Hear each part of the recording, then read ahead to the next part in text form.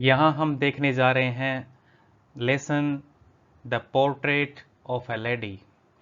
लिखा है इसे खुशवंत सिंह ने।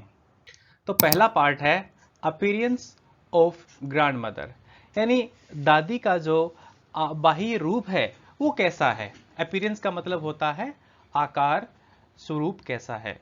यहां दादी के आकार में बताते हुए खुशवंत सिंह कह रहे हैं she was short, fat and slightly stooped in stature, यानी दादी आकार में शॉर्ट यानी छोटी, फैट यानी मोटी, एंड स्लाइटली और हल्की सी, स्टूप्ड यानी झुकी हुई थी, इन स्टेचर अपनी आकृति में, आकार में।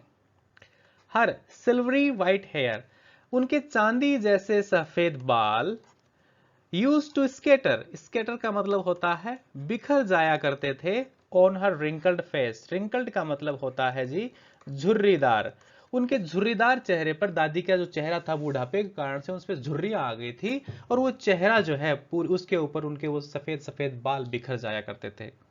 Khushwant Singh remembers her hobbling around the house in spotless white clothes, with one hand resting on her waist to balance her stoop, and on the other busy in tallying the beads of her rosary.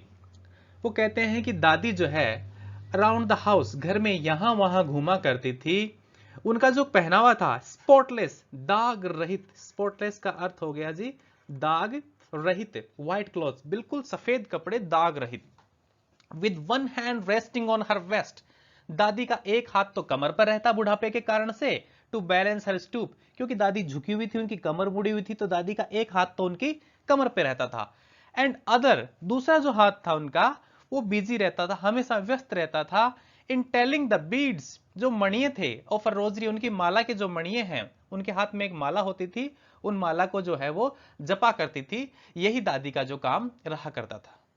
आगे हम देखते हैं।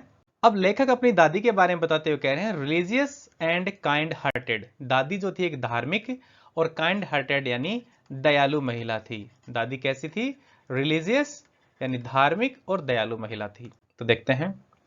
हर lips constantly moved in an inaudible prayers, दादी जो अपने होठ थी constantly, constantly का मतलब होता है लगातार, दादी अपने होठों को जो है मूव यानी हिलाती रहती थी। इन इनऑडिबल, इनऑडिबल का मतलब होता है जिसे न सुना जा सके, न सुनने वाली प्रेयर्स, प्रार्थना में दादी जो है अपने होठों को हिलाती थी, बस सुनाई कुछ नहीं देता था। पॉसिबली, संभवतया, she was not beautiful in worldly sense, दादी संभवतया बाहरी रूप से, वर्ल्डली सेंस का मतलब है अपने स्वरूप से, बाहरी स्वरूप से सुंदर ना हो, बट सी लुक्ड एक्सट्रीमली, बहुत ज्यादा, ब्यूटीफुल, सुंदर, विद द पीसफुलनेस, वो जो शांत थी, उनके चेहरे पर जो शांति के भाव थे, सेरेनिटी, पवित्रता, एंड द कंटेंटमेंट, कंटेंटमेंट का मतलब होता है संतुष्टि। हर काउंटेंस डिस्प्लेड, उनके चरित्र के बारे में ये सारी की सारी चीजें उनको बहुत ज्यादा अच्छा और सुंदर जो है वो दिखाती थी। तो कहा कि दादी चाहे बाहरी रूप से सुंदर ना थी, लेकिन दादी जो थी वो अपनी शांतता, शांति के लिए, अपनी पवित्रता के लिए, इन सब के लिए, अपनी संतुष्टि के लिए, उनको कहा जा सकता है कि वो बहुत ही एक सुंदर महिला थी अपने गुणों के अनुसार। लाइफ इन विलेज, अब लेखक जो है गांव में उनके जीवन के बारे में बात करते हुए आगे कहता है Khushwant relationship with his grand mother, दादी के साथ खुशवंत सिंह का जो रिश्ता था वेंट थ्रू सेवरल चेंजेस, वो गुजरता है सेवरल, सेवरल यानी कई, चेंजेस यानी बदलावों से। When he was small boy, जब वह एक छोटा लड़का था, बच्चा था, तब कई चेंजेस उनके रिश्ते में आए। इन द फर्स्ट स्टेज, जो पहला चरण था, Khushwant lived in A village, वहां खुशवंत गांव में रहा करते थे, विद हर, अपनी दादी के साथ, as his parents were looking for the opportunity to settle down in the city, क्योंकि उनके जो पेरेंट्स थे, खुशवंत सिंह के माता पिता थे, वो अवसर, अपॉर्चुनिटी का मतलब होता है अवसर तलाश रहे थे, रोजगार की तलाश में थे, सेटल डाउन इन सिटी, शहर के अंदर जो है वो रोजगार की तलाश में निकल चुके थे, तो खुशवंत सिंह को अपनी दादी के साथ ही गांव में रहना पड़ा था। In village grandmother took care of all the needs of the child. अब क्योंकि दादी पर आश्रित थे तो गांव में दादी ही जो थी वो टुक केयर, हर देखभाल किया करती थी, of all needs of the child, बच्चे की सारी आवश्यकताओं की पूर्ति दादी करती थी। She was quite active and agile, दादी हमेशा चुस्त फुस्त रहने वाली थी। She woke him up in the morning, दादी सुबह सुबह खुशवंत सिंह को उठाती थी। Got him ready for the school, उनको स्कूल के लिए तैयार कर देती थी। प्लास्टर्ड हिज वुडन स्लेट, उनकी जो लकड़ी की पाटी थी, जो स्लेट थी, उसके ऊपर चौक रगड़ देती थी, उसको प्लास्टर कर देती थी। प्रिपेयर्ड हिज ब्रेकफास्ट, उसका नाश्ता तैयार करती। एंड एस्कॉर्ट हिम, और उसके साथ जाती टू द स्कूल, स्कूल में। They fed street dogs with stale chapatis, stale का मतलब होता है बासी या ठंडी पुरानी चपाती, जो रात की बची हुई चपातीज थी वो गली के कुत्तों को वहां पर खिलाया करते थे on their way to school, जब वो स्कूल आते थे। Which was a great fun for them, ये उनके लिए बड़ा ही मजेदार बात थी। She helped him in his lessons too, और दादी जो हैं लेखक को उसकी पढ़ाई में भी मदद किया करती थी। तो गांव में एक प्रकार से दादी ही उनके लिए सब कुछ थी, उनकी गाइडेंस करने वाली, उनके लालन पालन करने वाली, हर प्रकार से दादी उनकी देखभाल किया करती थी। तो ये उनके लिए यहाँ पर था।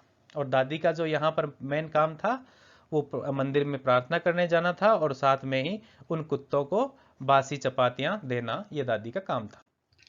तो गांव में it was her domain and she was the queen of her kingdom, सब कुछ दादी के नियंत्रण में था और दादी अपने साम्राज्य की जो थी वो रानी थी, उनको कोई कहने वाला नहीं था। इन दिस पीरियड, इस समय, she was the sole unchallenged guardian, वह शोल, शोल का मतलब होता है एकमात्र, अनचैलेंज यानी जिसको कोई चुनौती नहीं दे सकता, ऐसा गार्जियन, एक ऐसी संरक्षक थी, ऐसी अभिभावक थी। मेंटोर, उसके लिए एक सलाहकार थी। एंड क्रिएटर, रचनाकार थी of the child Khushwant Singh. तो खुशवंत सिंह के लिए दादी जो थी वो सब कुछ थी, एक अभिभावक भी वही थी, एक प्रशिक्षक भी वही थी, एक रचनाकार भी वही थी। यानी जो कुछ चेंजेस उस समय खुशवंत सिंह में आए उनके लिए पूर्णतया दादी वो थी, रेस्पॉन्सिबल थी। आगे देखते हैं। Turning point in the relationship, ये बहुत ज्यादा महत्वपूर्ण है। इस यहां तक हमने देखा कि गांव में था, उनके बीच जो उनका बॉन्ड था, वो रिलेशनशिप था, बहुत ही अच्छा था। अब जो चेंजेस वहां पर आ रहे हैं, अब उनके बारे में हम आगे इसमें देखने वाले। तो यहाँ हम खुशवंत सिंह और उनकी दादी के रिश्ते में जो टर्निंग पॉइंट आता है, इस लेसन का सबसे महत्वपूर्ण पॉइंट है, उसके बारे में देख रहे हैं। Khushwant grandmother's role in his upbringing was curtailed when they moved to the city and he started attending an English school. Khushwant Singh की जो दादी थी, उनका जो रोल था, उनकी अपब्रिंगिंग, अपब्रिंगिंग का मतलब होता है लालन पालन में, पालन पोषण में, वाज कर्टेल्ड, वो सीमित हो गया, संकुचित हो गया या विलुप्त हो गया। यानी दादी अब उसका लालन पालन नहीं कर पा रही थी। क्यों? When they moved to the city, अब वो गांव से जो है शहर जा चुके थे खुशवंत सिंह के माता पिता के पास। एंड ही स्टार्टेड, और उन्होंने जाना शुरू कर दिया था खुशवंत सिंह ने, एन इंग्लिश स्कूल, एक इंग्लिश मीडियम स्कूल में, एक अंग्रेजी स्कूल के अंदर जो है वो जाना शुरू कर दिया था। और दादी को इसके बारे में कुछ पता नहीं, तो दादी उनकी मदद नहीं कर पाती थी। Despite taking a lot of interest, despite यानी के बावजूद, डेस्पाइट का अर्थ होता है के बावजूद।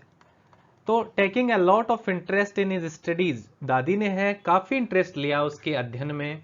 सी found herself at a loss, उनको लगा कि अब मैं ये काम नहीं कर पाऊंगी, बिकॉज, क्योंकि she could not help him with his lesson in English and science, दादी अब इंग्लिश और साइंस के उनके लेसन में खुशवंत सिंह को मदद नहीं कर पा रही थी। एडिशनली, इसके अलावा, सी वॉज अनहैप्पी, दादी नाखुश थी, that the school did not teach about God, क्योंकि अब स्कूल में भगवान के बारे में नहीं सिखाया जाता था। एंड इंस्टीड, और उसके बजाय, फोकस्ड ऑन म्यूजिक, स्कूल के अंदर म्यूजिक पर फोकस किया जाता था, ध्यान दिया जाता था। विच सी बिलीव्ड, दादी का ये मानना था, was only meant for beggars and prostitutes. दादी का ये मानना था कि जो संगीत है, कि संगीत की जो शिक्षा है वो किसे मिलनी चाहिए? बेगर्स।